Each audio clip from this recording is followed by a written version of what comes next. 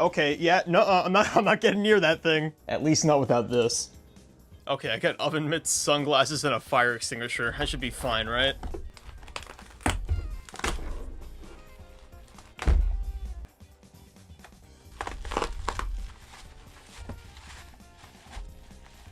Oh, shit, it's not even the fan edition. This is the actual bomb. I really don't want to, but let's take it out of the packaging and see if it works. Oh, no.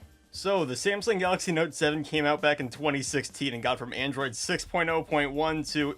well, nothing else. It exploded before it can get updated. Aside from the obvious, though, this thing had some pretty decent specs with an Exynos 8890 internationally and the Snapdragon 820 inside America. And with 4 gigs of RAM and the Samsung software, I'm pretty sure multitasking is a breeze on this device. Let's just hope it doesn't heat up, though. And if this already wasn't dangerous enough, I can't interact with the phone using gloves, so I gotta touch this thing with my bare fingers. Hey, at the very least, if it goes off, I'll get a tan. Oh yeah, we can't forget the S Pen inside this thing either. Hope I can sign my will with it. Now, after these phones started going up in flames, Samsung started to push out mandatory over-the-air updates, so is it even safe to connect this thing to Wi-Fi? If not, I guess I could just use Odin to downgrade the firmware, so let's connect. And I'm also noticing the battery on this thing is above 60%, which means we don't have one of the first breaking updates installed on it. Samsung would like your help in improving the quality and performance of its products. Yeah, you know what? On this phone, I think I'll make a one-time exception. Samsung account. You know what? I'm curious. Let's see if we can log in. The first step worked, but we gotta sign in again on the second page. And I've been tapping on the sign in button a bunch and I just can't log in. The website's broken. Register with service provider. Alright, you know what? That might actually brick this phone, so let's turn that off. Oh, we can't continue without it?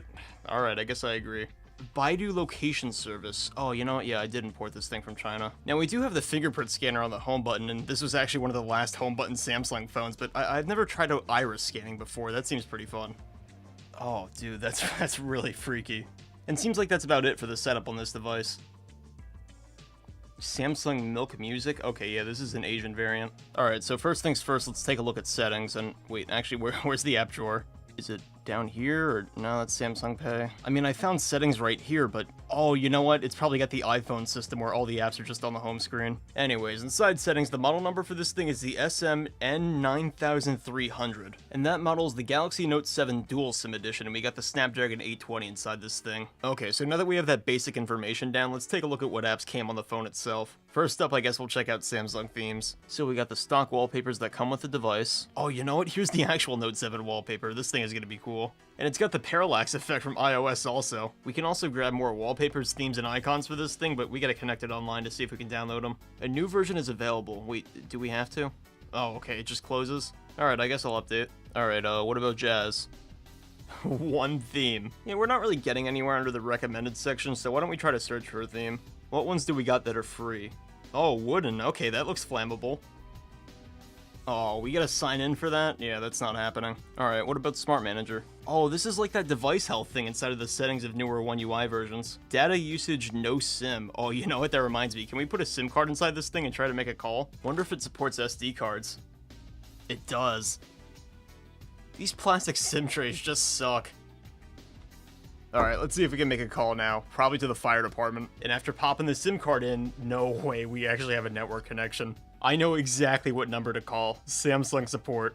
The reception in this area kinda sucks though, so let's move somewhere else. Can you please provide the product that you need assistance with? Oh boy. Samsung Galaxy Note 7.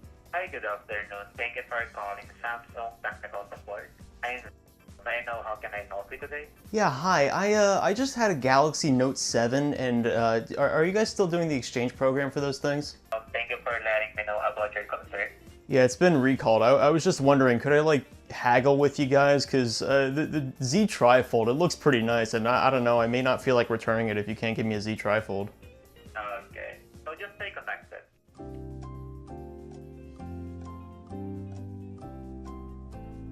Been waiting on the transfer for 4 minutes, and to tell you the truth, I think he just got tired of my bullshit and did that to get rid of me.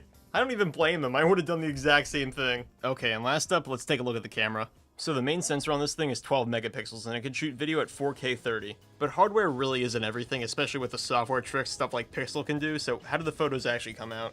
When you're looking at them zoomed out, they look excellent, but start to zoom in a bit, and you can start to see just the lack of detail. And while the photos are serviceable, the videos, yeah, these didn't really age that well. Okay, now is when we get into the dangerous territory. So we've played with all the apps made to work on this phone, right? But now we're gonna try out apps made for phones in 2026. Now the main catalyst for the Note 7 blowing up is actually overheating, and those apps on this phone, it's definitely gonna get a bit warm. But wait a sec, do we even have a Play Store on this thing? I guess not. It's a good thing we got that micro SD card slot on this phone, because we gotta find a Play Store APK that'll work on Android 6. Last updated January 25th. It's the 28th right now, that's actually not bad. Damn it. You know, Samsung, this is exactly what you get when you cheap out on stuff. First the SIM slot, and now the battery. And if the Play Store doesn't end up working, at least we have a backup option with the Aurora Store. It's actually pretty cool. You don't have to go into settings to allow it on this phone. Oh, okay, so it just crashes on launch. Oh, but we got a notification, install Google Play Services to continue using it. Yeah, I got that file on the phone, actually. Alright, so we grab Play Services, we grab Play Store. It has to work now, right? Okay, yeah, you know what? Let's just use Aurora Store. I'm so glad this app exists. I really didn't want to track down all those APK files. So, for the apps we're going to test, first off, we're just going to grab your everyday social medias. I was going to say we could try out shopping apps as well, but it seems like eBay isn't supported on this device. What about Amazon?